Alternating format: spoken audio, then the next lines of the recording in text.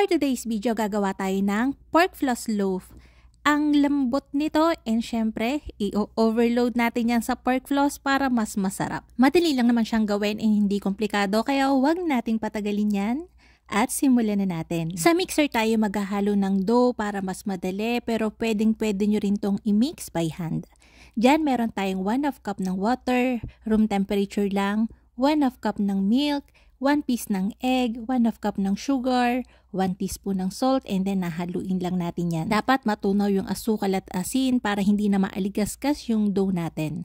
500 grams ng all-purpose flour, pwede rin ng bread flour, and then 2 teaspoon ng instant dry yeast. Fermifan 2-in-1 na soft na yung ginagamit ko, so siguradong malambot yung ating magagawang dough.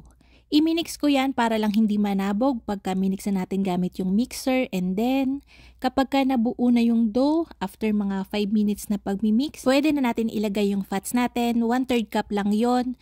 Yung refrigerated margarine na prime ng high cups yung ginagamit ko, and maglalagay din tayo dito ng nasa 1 teaspoon ng vanilla extract. Pansin ko lang kasi kapag naglalagay ng vanilla extract sa dough, mas na-enhance pa niya yung lasa ng butter. Lalo na kung emulko na vanilla yung gagamitin nyo, so maglalagay tayo. Habang nagmimix ka, yung dough mo dumidikit pa dun sa bowl.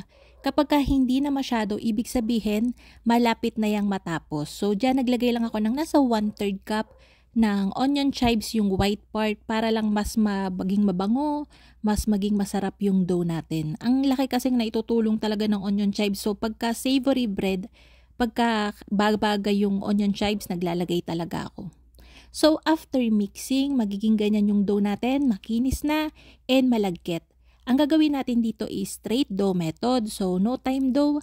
I-rest lang natin to for 10 to 15 minutes para lang ma-relax yung dough natin, hindi siya umuurong ng umuurong, and then tsaka natin siya gagamitin. I-form na natin siya and then diretso na pagpapaalsa.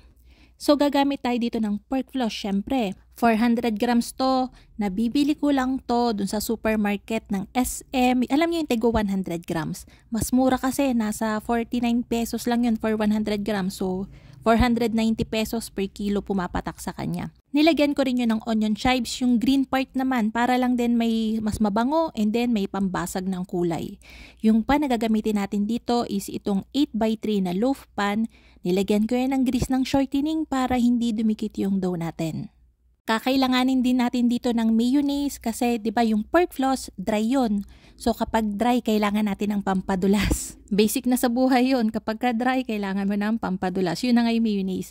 Minsan cream cheese yung nilalagay ko dito kapag medyo shala yung gagawin natin. Pero since vlog lang naman to, pwede na yung mayonnaise. Yung pagka cream cheese yung gagamitin nyo, lagyan nyo lang din ng timpla ng konting salt and sugar.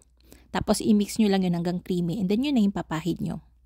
Yung dough natin ay nasa 1,100 kulang-kulang kapag tinimbang mo to by whole. So ang gagawin natin, per loaf pan na 8x3, kailangan nun ng nasa 250 grams each ng dough para puno siya. So dinivide ko lang yung dough natin sa 4 and then finalatin ko na siya ng ganyan. Papahira natin yan ng good amount ng mayonnaise. Huwag nyong isasama yung dulo na pinanipis natin kasi yun yung magsisil. Kapag nilagyan nyo rin yan ng mayonnaise, bubuka yan. And then, lagyan na natin yan ng maraming pork floss. Pwede nyo namang tipidin ng kaunti kung gusto nyo ng medyo less na gastos. Pero kapag ganito, pinupuno ko talaga para lasang-lasa kada slice. I-roll lang natin yan ng medyo mahigpit para hindi, pagka nakita nyo yung layer sa loob after baking, hindi siya naghihiwalay-hiwalay. Intact pa din yung loob. Kung ayaw nyo siyang gawing loaf, pwede nyo rin tong gawin, yung alam nyo yung parang pork floss roll. Ganito lang din yung process, kaya lang syempre maliliit yung size nung pagpo-portion nyo ng dough. Pareho lang din yon, pwede nyo tong gawin. Kapag na-mold na natin lahat ng dough natin, itatransfer na natin yan dito sa ating mga loaf pan. I-rest natin to for 1 hour to 1.5 hour or until makita nyo, nag-alsa na talaga siya. Halos mapuno na niya yung ating pan. Tinakloban ko lang yan ng plastic para hindi siya madry. After ng 1.5 oras, ito na yung dough natin. Naka-preheat na yung oven ko sa 180 degrees Celsius for 25 to 28 minutes. Nilagyan ko yan ng egg wash, hindi ko na lang napakita, pero okay lang din naman kung hindi nyo lalagyan kasi itatap pa rin natin yan ng pork floss. Kung ayaw nyo lagyan ng pork floss sa ibabaw ay okay lang din naman as is na tong ganito. Pagka mga pork floss ban, pwede ko na tong sinasabay sa pagbe-bake, yung hilaw pa yung dough natin, nilalagyan ko na ng ganyan sa ibabaw. Kaya lang, mas mahaba kasi yung baking time nitong loaf natin. So, ang nangyayari kapag ka nailagay ko kagad yung mayonnaise and pork floss, masyado siyang nagda-dark. Although may nagagandahan. Kaya lang medyo, alam niyo, marami nasasayang na pork floss kasi nga masyado siyang natutusta and masyadong nadadry. So, ang ginawa ko, after kong mailagay yung pork floss, sinalang ko ulit siya sa oven for 5 to 7 minutes.